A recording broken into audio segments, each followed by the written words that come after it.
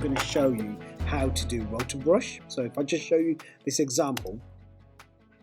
Alright, so what I've done here is I've added a video, and then I've added text and masked out the guy dancing in the video. So I'm going to show you how to make this today. So basically, get some footage. So I've got this little clip here. I'm going to drag that to my composition icon, and it will open up like this. So how I do this, I just select the footage, and it's basically this dancer dancing here like so. And I'm just going to literally select that, command Apple or Control, depending on what you're using. If you're using an Apple, it's Command or Apple old school keyboards, or if it's a PC, it's Control CV, just to copy and paste the tracks. I'm going to select the top track, this one here, double click it, and it'll open up in a separate layer. And this is where I will do my Roto Brush effect. So you might want to position this so you can see the whole thing. And then the Roto Brush is basically here. So you've got Edge and you've got Roto Brush Tool. So you want to select this one. If you've got hair and things that are more refined, you would select this one. So I'm going to select the Roto Brush Tool. And all I essentially do is just draw around this element that I want to be Roto Brushed. So if I just do that, now it will select areas. And again, if I do this area here, I do this area here, and I do this area here as well. Okay, so you can zoom in.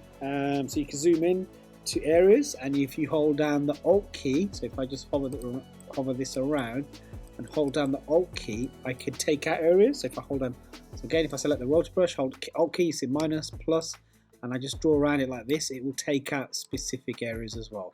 And again, if I draw it in, it will draw it in again as well. Okay, so Control allows you to move it around like this. If you hold the Control key, you can move it, pivot around like this.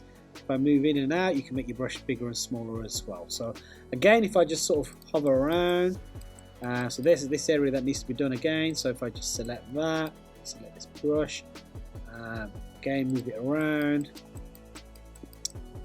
I think I'm quite happy with that. Now if I play this, if I sort of if I scooch out or zoom out, shall I say, and play this, if there's any areas that are not quite right, so see that leg there at this frame, so if I sort of very gently sort of go through this frame by frame, so it takes a bit of time, and again select my Roto Brush and just select the areas that it's not selected. So again, and I just keep doing this till I've got the whole thing.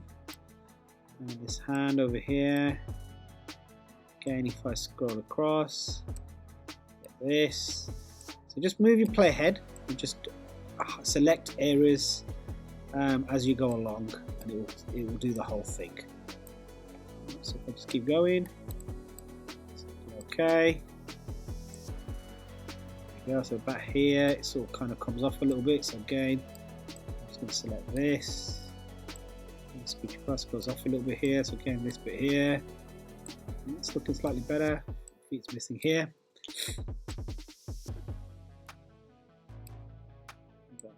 Here as well. Okay, so now I can keep going. So I just, you know, like you need to keep going obviously to make sure you get the whole thing.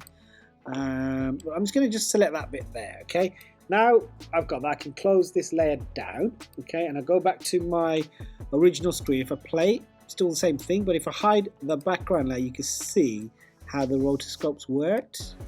And because I've not used a whole, maybe some certain areas are missing, so I needed to, you know, go back to rotoscope and really sort of apply that element down there as well. Okay, but I'm okay, I'm happy with that. I'm going to highlight, I'm going to put that layer back in now.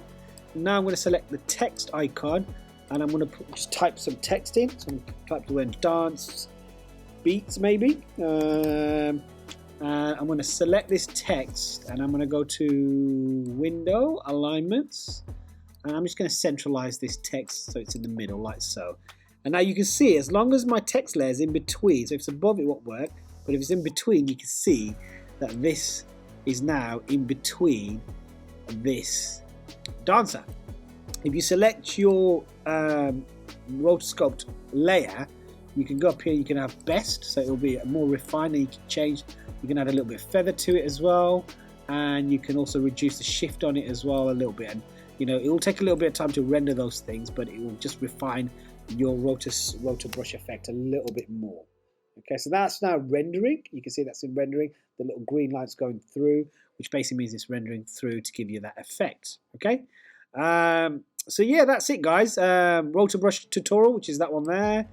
You definitely got to open up a separate layer in order to get this effect, and it's a really, really cool effect that you could apply onto video and have text in between people, objects, things moving across the screen to give you this really nice, cool effect like this.